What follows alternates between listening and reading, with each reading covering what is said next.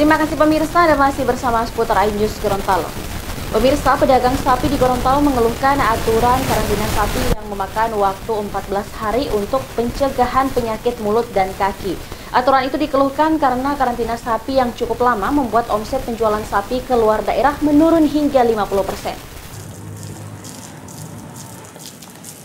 Untuk mencegah penyakit mulut dan kaki pada sapi, Balai Karantina Pertanian Kelas 2 Gorontalo mengeluarkan aturan karantina sapi. Saat ini sapi yang akan dikirim ke luar daerah Gorontalo harus dikarantina terlebih dahulu selama 14 hari.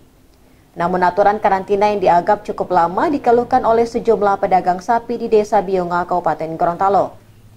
Aturan ini membuat omset penjualan sapi menurun hingga 50% karena harus mengurangi pasokan sapi yang akan dikirim ke luar daerah. Selain omset penjualan menurun, karantina sapi 14 hari ini juga membuat berat sapi menurun dan menambah biaya pembelian makanan sapi. Yang jelas, bentuk pembatalannya adalah berkurangnya pasokan sapi ke Balikpapan. Otomatis kami kan mengurangi pembelian, mengurangi pengambilan sapi sebab dengan kosnya paling semakin tinggi ini, ya mengendalikan pembelian. Otomatis kan ada pengaruh terhadap pasokan sapi ke Balikpapan. Biasanya pasokannya berapa banyak ke sana, Pak? Kalau jumlah keseluruhan kami untuk keluar daerah setiap bulannya itu ada kisaran iya lebih dari 1.500 keseluruhan. Tapi karena dengan adanya keadaan yang luar biasa ini, ya mungkin berkurang seperempat atau mungkin separuh. Pedagang berharap pemerintah menurunkan masa karantina sapi dari 14 hari menjadi 7 hari untuk mengurangi kerugian yang dialami oleh pedagang.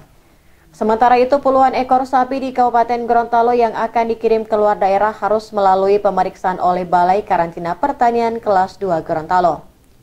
Pemeriksaan ini dilakukan untuk memastikan sapi aman dari penyakit mulut dan kuku yang saat ini mewabah di sejumlah daerah di Indonesia.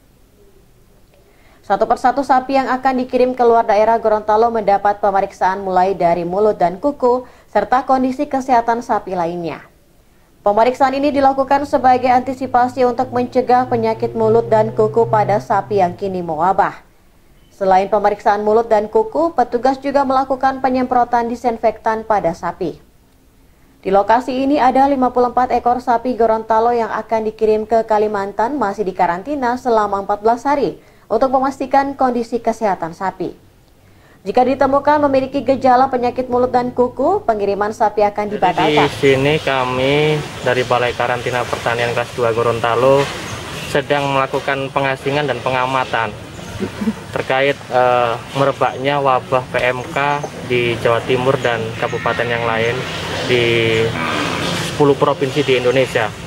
Jadi kami di sini untuk melakukan pemeriksaan selama 14 hari, melakukan tindakan karantina agar melihat apakah sapi-sapi ini sehat atau layak untuk dilalu lintaskan ke daerah lain. Apa saja yang diperiksa? Kami memeriksa di sini kesehatan secara umum dan targetnya di 2 penyakit HPHK, yaitu brucellosis dan penyakit mulut dan kuku yang sedang mewabah. Jadi kalau memang ada gejala klinis penyakit mulut dan kuku, maka kita akan stop untuk pengirimannya. Hingga saat ini petugas belum menemukan penyakit mulut dan kuku pada sapi di Gorontalo. Meski demikian, petugas terus melakukan pencegahan dengan melakukan pemeriksaan kesehatan sapi di sejumlah kabupaten kota di Gorontalo. Dari Kabupaten Gorontalo, Burhan Undo melaporkan.